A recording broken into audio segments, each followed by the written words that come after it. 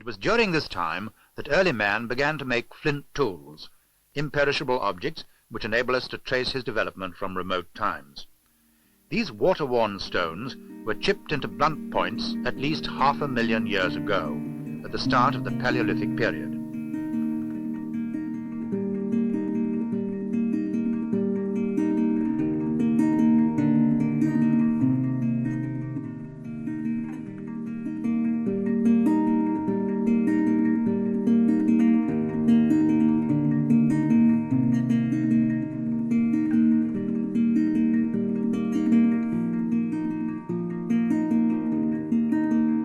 When I was 10, I read a book on Pompeii, and so I became interested in classical archaeology.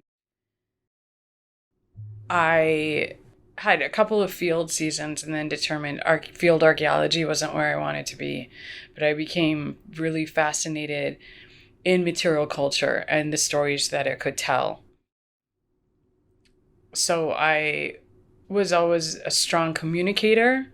A lot of archaeologists weren't interested in telling the story of what we found, but that was something I always volunteered for. And so I realized that I sort of shifted to museums because museums is where the stuff is. I think from about 1750, possibly 1760. And the value of it, you haven't got its cover, have you, by any chance? No. Its cover. Without its cover and with a damaged handle. What creates value in an object, one way to look at it, it's how people currently value it. And other people that aren't archaeologists may, consider that, garbage or, junk. But to me, that has value because that tells a story of something that happened in the past. And lo and behold, you can take any one you wish. You just pick one and let's see what luck we get between us. You will live free from want and have wherewithal to do good. No, you couldn't have any better advice than that, could you?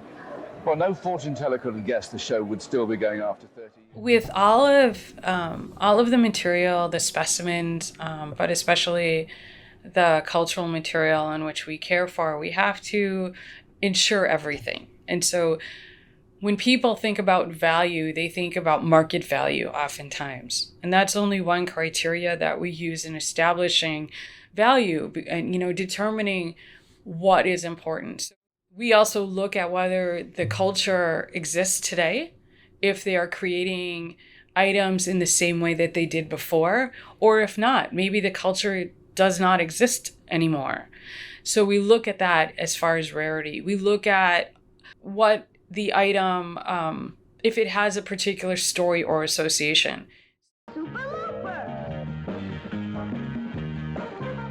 It's a Subaru. Leon used to have the green shirt that I have, but he wrecked it a lot.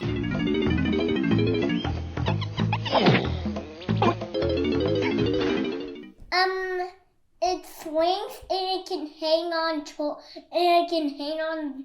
Todd toys. It smells like vanilla, and there's nothing too special about it except I've been wearing it consistently every day for like 6 years. And so it's gotten to the point when people will smell vanilla, they don't say, this smells like vanilla. They say, this smells like Natalie because of how often I wear it. And I love looking back on them because I feel like it's such a rush of feelings. I am back in those moments, and it's just really, really special to just have these memories and warm, fuzzy feelings, or not, or whatever that brings. Put your arms way out to the side. There we go. Show me first. Because we purchased it with money that I was given after my mother died. And we went to this estate jewelry shop and saw this bracelet, and my mother's name was Pearl, and her birthday was in April, and the small diamonds are the April birthstone. I think about that a lot because a lot of what we do within archaeology is using physical objects and remnants to understand the past, and that's so important for the long periods of our history where you don't have written records. It's almost all of our history we don't have written records, so it's really within the past several thousand years where we have those records.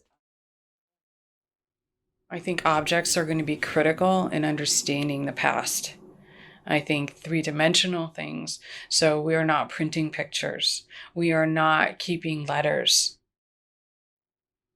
I think a lot of historians lament this fact. A lot of people who are like me in the cultural sciences and humanities can't really predict how that's going to be, but I see the physical object is playing a more critical role, maybe.